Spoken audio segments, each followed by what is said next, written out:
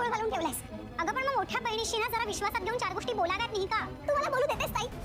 सतत सतत तुझं चालू असतं. हर्षी जी अशी येते तशी येते, वाईट वागतात, त्यांची नजर वाईट आहे, तुला गिफ्ट देतात. का ताई? मुळात ते मला गिफ्ट देत आहेत म्हणून मी इम्प्रेस होईन किंवा मला भुरळ पडेल असं कसं वाटू शकतं गं ताई तुला? एकदा नाही 10 वेळा नाही 100 वेळा सांगितलंस की तुला हर्षी कसे ते माहिती आहे. पण तू मला नाही ओळखत, तुझ्या बिहूला नाही ओळखत तू. मी खरं तशी आहे का गं ताई? नाही गं राजा, तू खूप साधी सरळ जेन्युइन मुलगी आहेस आणि म्हणून ना तुला जग माणसं सगळी तुझ्यासारखी वाटतात. पण इतकं साधं जग नाहीये, माणसंही नाहीये. आई कायम काय सांगत असते, अंधाराला घाबरण्यापेक्षा ना आपल्या आयुष्यात अंधार करणाऱ्या माणसांनाच दूर ठेवा. आणि हेच मी मोठी बहीण म्हणून करण्याचा प्रयत्न करते. तुला नवीन काम मिळालंय, wow, I am happy for you. पण तू तुझं काम जितकं जेन्युइनली करतेस ना, त्या कामाच्या आडून हा माणूस तुला इमोशनली खेळवतोय.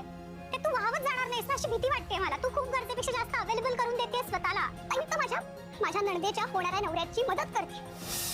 अरे ह्या सगळ्यामुळे तू एवढं ओव्हर थिंकिंग का करतेस मला कळत नाही. त्यामुळे तू ओव्हर प्रोटेक्टिव्ह होत चालली आहे. हे बघ तू तुझ्या फॅमिलीसाठी जे काही करतेस, त्यातल्या लोकांसाठी जे काही करतेस ना, त्यामुळे तुझ्या फॅमिलीत तुझा एक रिस्पेक्ट आहे ना. बस मी पण माझ्या फॅमिलीसाठी तसंच काहीतरी करायचं बघते. आणि त्यात माझं काय चुकतंय सांग मला. मला मुद्दे कळतायत तुझे, पण तरी सुद्धा तुझी मोठी बहीण म्हणून मला काही गोष्टी आता कराव्या लागणार आहेत. I am sorry. अजून काय करणार आहेस तू ताई?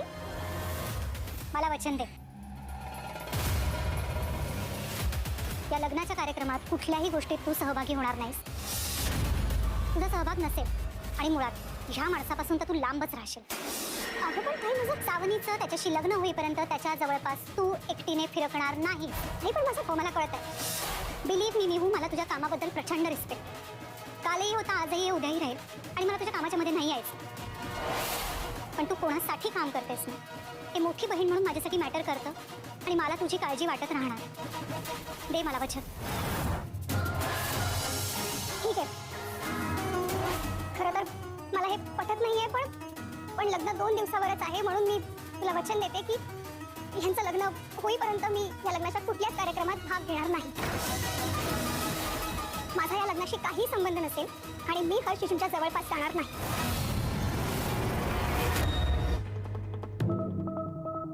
जमलात काकू? नाही मी तुमच्यासाठी मस्त ब्लॅक कॉफी बनवतो. नाही नको, मला कॉफी नको आहे. हो नको काय, बाहेर मस्त पाऊस पडतो, एन्जॉय करा जरा कॉफी. नाही नको आहे, खरंच नको.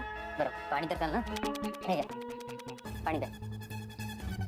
हॅलो, चेहरा का पडला तुमचा? मी सगळे बरोबर होतात, माझं चुकलंय.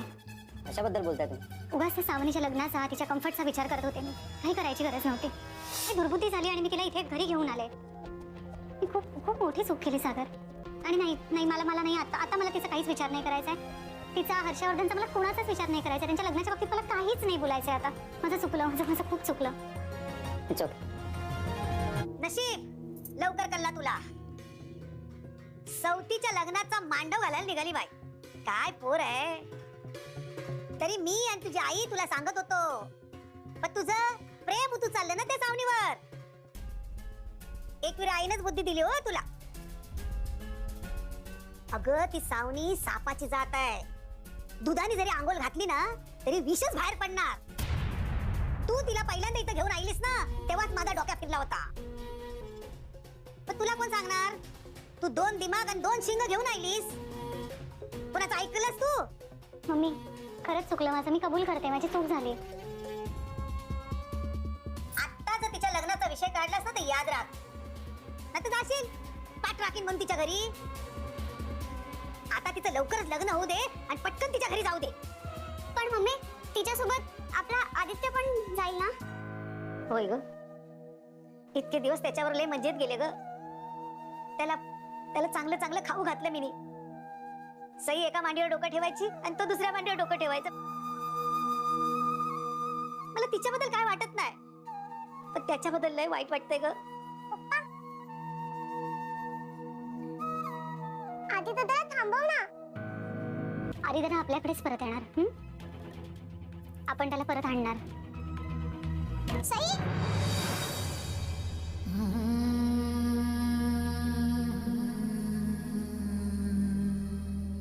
काय झालं? सगळे माझ्याकडे का असं बघतात?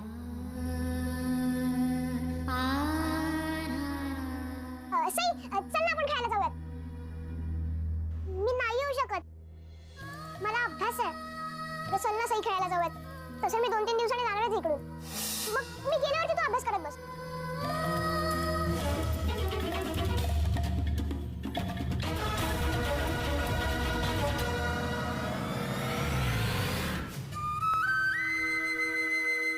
या दोघांच्या प्रेमाला कोणाची दृष्ट नको लागायला. आधी बघ, तू बोललीस आणि आली नजर लावायला. आधी आधी अगं आधी जा पटकन तुझ्या बॅग्स भर. 2 दिवसात लग्न झालं ना की आपल्याला इथून निघायचंय. आपण आपल्या घरी जाणार. काय ना आपण इथे राहतोय म्हणून काही लोकांना खूप त्रास होतो. मग आधीच मेहरबानी कशाला करतात काय नाही. असो, तुझं स्वप्न ना आता पूर्ण होणार आहे. आता तुझी पण एक छान फॅमिली असणार आहे ज्याच्यामध्ये मी तुझी मम्मा असणार आहे आणि हर्षवर्धन तुझे पप्पा. आता आपल्याला कोणी नको, कोणी म्हणजे कोणी नको. आधी दादा मला तुझी खूप आठवण येईल. हो मला पण. आपण एकत्र राहिलो असतं तर किती बरं झालं असतं. हो पण आता हर्ष अंकल म्हणजे हो आता हर्ष पप्पा मी आणि सावनी मम्मा हीच माझी फॅमिली. म्हणजे जशी तुझी फॅमिली आहे ना, तू तुझी मुक्ताई आणि सागर पप्पा, तसंच मी माझी सावनी मम्मा आणि माझे हर्ष पप्पा. मला खूप आनंद होतो की आता आता मला कधीच कोणी चिडवणार नाही. फायनली हे माझं फॅमिलीचं ड्रीम पूर्ण होतं. हो ना, तुझं ड्रीम आता पूर्ण होणार आहे ना. मग चला जाऊयात आता आपण आपल्या घरी. Let's go. किती उलट्या कागदाची हाई बाई. कुठून दुर्बुद्धी झाली मला आणि मी हिला सून करून घेतली. माझ्या पोराची आणि नातवाची नुसती परफट लावली आहे मी.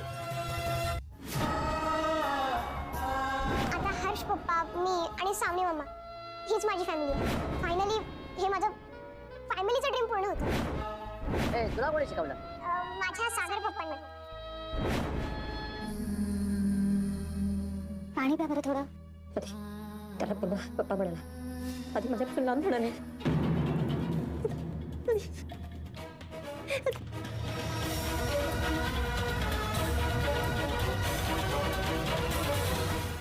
त्या रिसॉर्टमध्ये मी सावनीसाठी हनीमून स्वीट बुक केलंय. माझी अशी मनापासून इच्छा आहे की त्याचं डेकोरेशन तू करावं. नक्कीच करेल. का नाही करणार. कॉफी पण मी नाही मागवली. साहेबांनी पाठवले तुमच्यासाठी. साहेब कोण साहेब? हर्षवर्धन साहेब.